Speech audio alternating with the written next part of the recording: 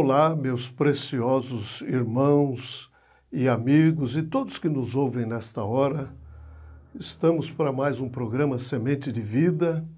Estamos aí tratando de um assunto que é verdadeiramente, por um lado, um tanto polêmico, mas por outro, de vital importância para as nossas vidas. Como disse o Senhor Jesus Cristo, necessário vos é nascer de novo.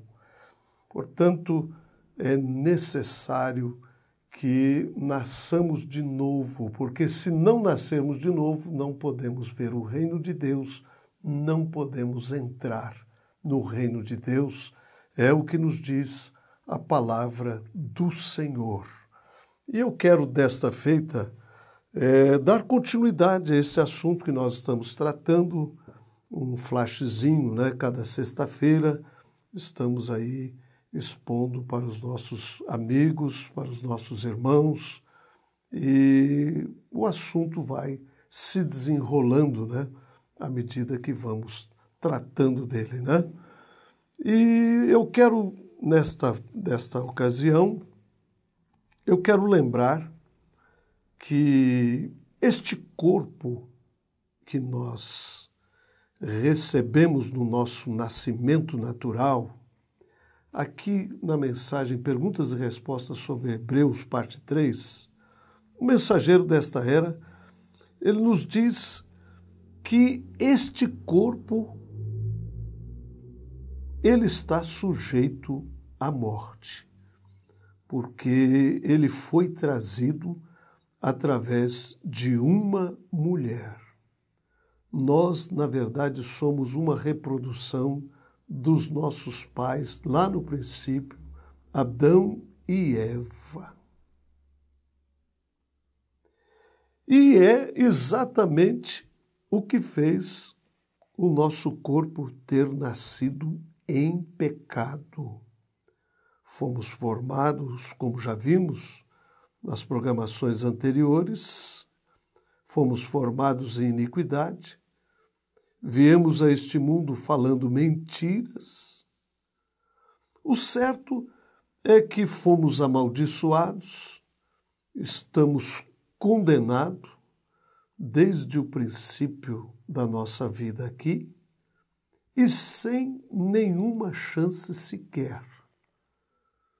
O Espírito que nós recebemos veio através da natureza humana. Através da natureza tem vindo este corpo, através daquela relação, do desejo daquele homem, daquela mulher, que produziu este filho terrestre.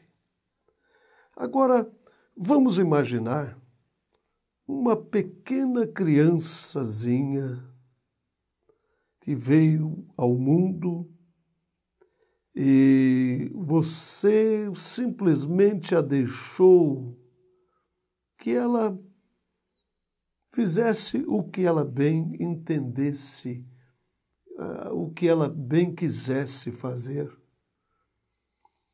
E em momento algum você a ensinou, ou seja, lhe disse o que é certo e o que é errado. E, com toda certeza, esta criança tomará o caminho errado. Por quê? Porque é a sua natureza. É essa natureza humana que nos faz agir assim. Então, vamos pegá-lo lá no princípiozinho, aquele pequeno bebezinho, vamos imaginar aí bem pequenininho, né? Mas veja o quanto que ele fica irado, o quanto que ele se retorce, fica com a sua face vermelha, chega a beber o seu fôlego de pirraça. O que é isto? Isto nada mais é do que a manifestação desta natureza pecaminosa. Ele obteve este temperamento, né, provavelmente, da sua mãe ou do seu pai. E se não foi, né, do papai, não foi da mamãe, talvez seja do avô, da avó. Isso provavelmente veio de uma descendência.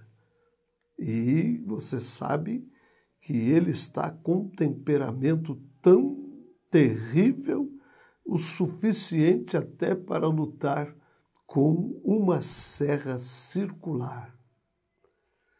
Você nasceu no mundo, veio através dessa natureza, e todo o seu ser, tanto o meu quanto de qualquer um, ele é obsceno, pecador, e ele está condenado, amaldiçoado e vai para o inferno.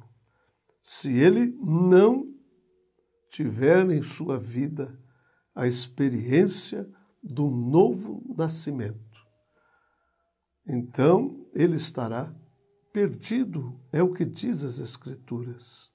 Mas quando você nasce de novo, então o que acontece? A luz de Deus brilha na sua alma. E aí então, este velho homem com a sua velha natureza morreu e deu lugar ao novo. As trevas deram lugar para a luz. E aí então você experimenta este novo nascimento. Você tem uma experiência com Deus que te trouxe da morte para a vida, que te deu Zoe. E isto é tão importante, meus preciosos ouvintes, motivo pelo qual nós estamos aí tomando essas programações para, de alguma forma, vos orientar e vos mostrar o quanto que isto é verdadeiramente importante e que sem isso nós perdemos tudo. É certo que nós temos ouvido de tudo quanto a este assunto e às vezes estamos aí presos debaixo de tradições e tantas coisas e deixamos a coisa principal, que é este novo nascimento. Satanás, ele não está nem um pinguinho preocupado o quão religioso você seja, o quão correto você seja em sua doutrina. Se você está passando por alto esta preciosa experiência do novo nascimento, então, de maneira alguma, você ressuscitará. Não importa o quão religioso, o quão bom, ou nem mesmo a quantas igrejas você já tenha pertencido em suas vidas, nada importa se você não tem esta experiência do novo nascimento na sua vida. Nós estamos falando, meus preciosos irmãos, amigos e ouvintes, nós estamos falando de uma transformação, nós estamos falando de uma nova vida com Cristo e daqui, quem sabe, nas próximas programações, nós vamos estar entrando neste assunto ainda mais aprofundadamente, né? Mostrando a vocês que este novo nascimento acontece como acontece o nascimento natural. A mulher, para dar à luz a um filho, primeiro, o que acontece? Aquela bolsa de água, ela é rompida. Então, nós temos aí uma primeira etapa deste novo nascimento. Nós temos aí Logo em seguida, o sangue. Nós temos uma segunda etapa deste novo nascimento. E depois, então, nós temos a vida. Então, essas 3 etapas de graça nos levam à experiência do novo nascimento. Eu tenho uma pergunta que eu quero me referir a ela aqui rapidamente com vocês. É verdade que só somos salvos quando recebemos o Espírito Santo? Muitas pessoas pensam que quando aceitam Cristo como seu Salvador, são batizados na água, e isto já é a experiência do novo nascimento. Mas eu tenho procurado mostrar a vocês que isto é a primeira etapa deste novo nascimento. Você ainda não está convertido. Você ainda não tem tido esta experiência de morrer e nascer de novo, dar lugar para o novo que é Cristo. Você está somente crendo para o arrependimento e nós sabemos que conversão é uma mudança, é uma transformação. Agora, para que isto fique bem claro para vocês, meus preciosos irmãos e amigos, Jesus disse para Pedro, o qual o havia seguido durante 3 anos e meio. Isto está lá no Evangelho segundo São Mateus, no capítulo 10. Jesus havia dado poder para Pedro para expulsar os espíritos imundos, para curar os enfermos, para até ressuscitar mortos e pregar o evangelho das boas novas. Ele tinha poder para fazer tudo isto, mas quando nós chegamos,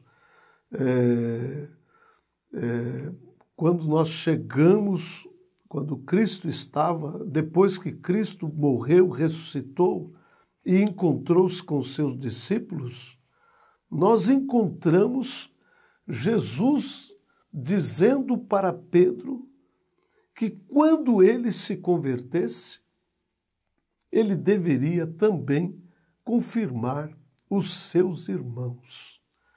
Então, com isso nós podemos ver que mesmo curando os enfermos, mesmo expulsando demônios, mesmo ressuscitando mortos, mesmo pregando o evangelho, ele ainda não havia sido convertido. Você se lembra naquela ocasião que ele perguntou, Pedro, tu me amas? E ele disse, sim, tu sabes que eu te amo. E ele perguntou novamente, e Pedro acabou se entristecendo com aquilo, e ele disse para Pedro, Pedro, quando te converteres, confirma a teus irmãos. Então nós sabemos que toda aquela trajetória, por tudo por onde ele passou, tudo aquilo estava encaminhando, estava levando para esta experiência de conversão com Deus. Na verdade, nós pensamos aqui conosco, né? Bom, uma pessoa está convertida porque ela parou de beber, ela está convertida porque ela vai à igreja e tantas outras coisas que nós usaríamos aí como pretexto de conversão. Mas este não é o sinal de que esta pessoa esteja convertida. Ela não estará convertida até que esta velha vida saia de cena e ele seja sepultado em Cristo e ressuscitado com Cristo em uma nova vida, quando o precioso Espírito Santo de Deus vem para fazer morada nele. E então ele tem uma experiência de conversão, ele tem experiência de vida eterna através do precioso Espírito Santo de Deus. Então, meus amados, nós podemos ver que a coisa é verdadeiramente fina, né? À medida que nós vamos adentrando, né, nós vamos vendo que a coisa é verdadeiramente fina.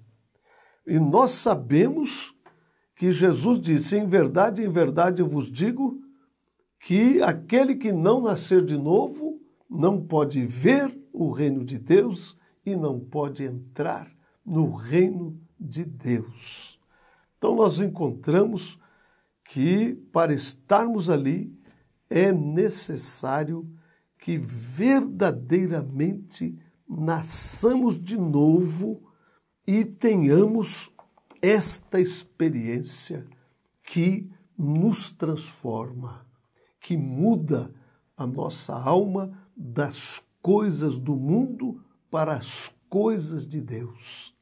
E eu posso dizer que Ele mudou a minha alma, Ele mudou os meus pensamentos, a ponto de que os meus pensamentos se tornaram os seus pensamentos. Como disse Paulo, não mais vivo eu, mas é Cristo quem vive em mim. É Cristo quem se manifesta através de mim. Então, ali estava Deus operando o seu querer, operando a sua boa vontade, efetuando o seu plano perfeito por sobre a vida de Paulo. E se tornou esta bênção maravilhosa, onde Deus pôde escrever a sua Bíblia, ou seja, o Novo Testamento, praticamente foi escrito pelo apóstolo São Paulo, ou seja, foi o instrumento que Deus usou para que a sua obra fosse efetuada aqui por sobre a face dessa terra. E é isto que Deus quer, que nós saiamos de cena, que o velho morra e dê lugar para o novo, para que ele possa, através de cada um de nós, executar, né, o seu querer e o efetuar da sua boa vontade por sobre as nossas vidas. Que Deus te abençoe, meu precioso irmão, meus amigos e todos vocês que nos ouvem nesta hora, que este precioso Espírito Santo de Deus venha vos conceder a revelação de tudo que nós estamos tratando através destas programações e que Deus orvalhe dos céus uma atmosfera refrescante para a sua alma nesta hora. É o que eu desejo no precioso nome do Senhor Jesus Cristo a todos vocês, meus preciosos irmãos.